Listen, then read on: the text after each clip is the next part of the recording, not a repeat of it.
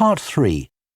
You will hear two urban planning students discussing bike-sharing schemes in different cities. First, you have some time to look at questions 21 to 24.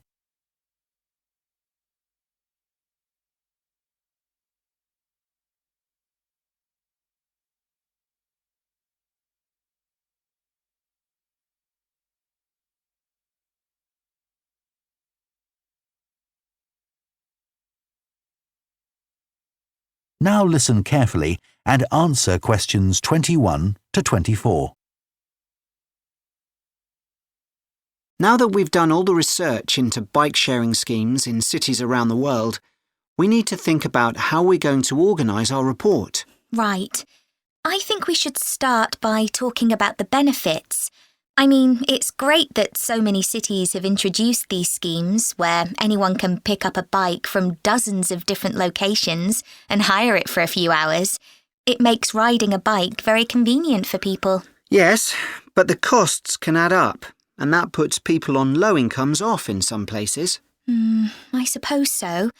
But if it means more people in general are cycling rather than driving, then because they're increasing the amount of physical activity they do, it's good for their health. OK, but isn't that of less importance?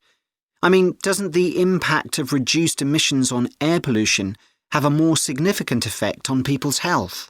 Certainly in some cities, bike sharing has made a big contribution to that, and also helped to cut the number of cars on the road significantly. Which is the main point. Exactly. But I'd say it's had less of an impact on noise pollution because there are still loads of buses and lorries around. Right. Shall we quickly discuss the recommendations we're going to make? In order to ensure bike-sharing schemes are successful? Yes. OK. Well, while I think it's nice to have really state-of-the-art bikes with things like GPS, I wouldn't say they're absolutely necessary. But some technical things are really important, like a fully functional app, so people can make payments and book bikes easily. Places which haven't invested in that have really struggled. Good point.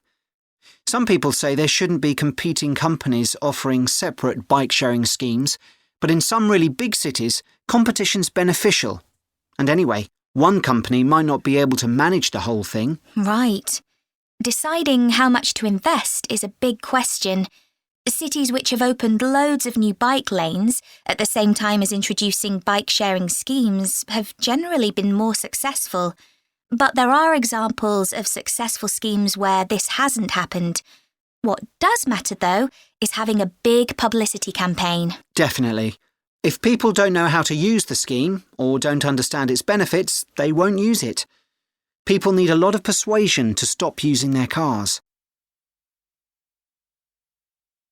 Before you hear the rest of the discussion, you have some time to look at questions 25 to 30.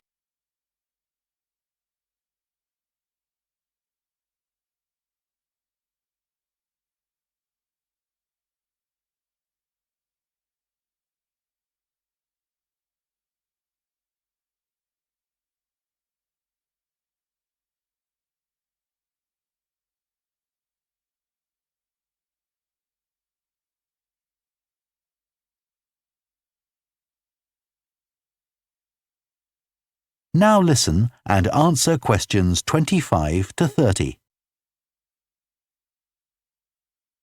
Shall we look at some examples now and say what we think is good or bad about them?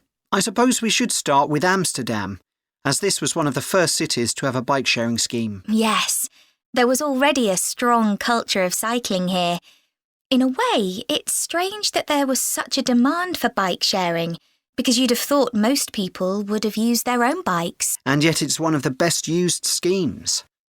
Dublin's an interesting example of a success story. It must be because the public transport system's quite limited. Not really. There's no underground, but there are trams and a good bus network. I'd say price has a lot to do with it. It's one of the cheapest schemes in Europe to join. But the buses are really slow. Anyway, the weather certainly can't be a factor. No, definitely not.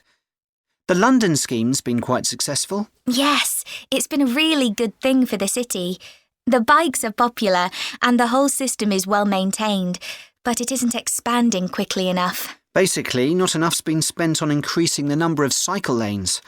Hopefully that'll change. Yes. Now, what about outside Europe? Well, bike-sharing schemes have taken off in places like Buenos Aires. They built a huge network of cycle lanes to support the introduction of the scheme there, didn't they? It attracted huge numbers of cyclists where previously there were hardly any. An example of good planning. Absolutely. New York is a good example of how not to introduce a scheme. When they launched it, it was more than 10 times the price of most other schemes. More than it costs to take a taxi. Crazy. I think the organisers lacked vision and ambition there.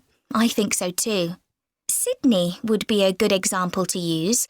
I would have expected it to have grown pretty quickly here. Yes.